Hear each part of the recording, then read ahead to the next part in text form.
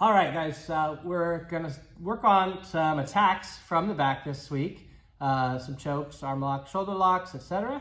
Logan has kindly volunteered. He didn't really volunteer, I made him to be the chokey here. All right, so we're gonna go to the back position. All right, I'm gonna make sure I keep my hooks in for this.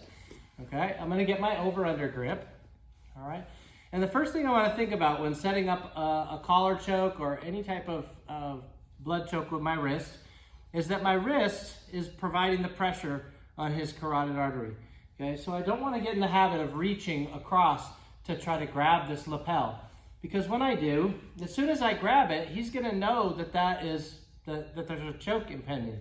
So he's going to reach up and start to grab that wrist and try to defend it. And he can get his fingers in between my wrist and his neck and make it very difficult then for me to get my wrist in place. When I say wrist in place, I want the bone of my wrist against his carotid artery. So if I want the bone of my wrist against his carotid artery at the end of the choke, I'm going to go ahead and just put it there at the start of the choke. Okay?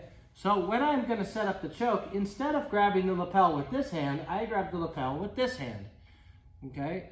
This hand is going to put itself in place against the carotid artery, right where I want it to end the choke.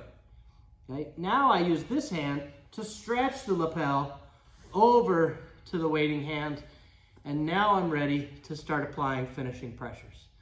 Okay? Finishing pressures can be applied with the cross lapel by extending my arm from here. Okay? They can be applied with pressure behind the shoulder, coming up. I pull my hand up to get his shoulder up tight, and now from here, I'm going to extend with my hand behind his head. Okay. From here, I can also apply pressure just using my hand. So if you come around and take a look at the back here, I just push against the back of his head and pull tight. Okay.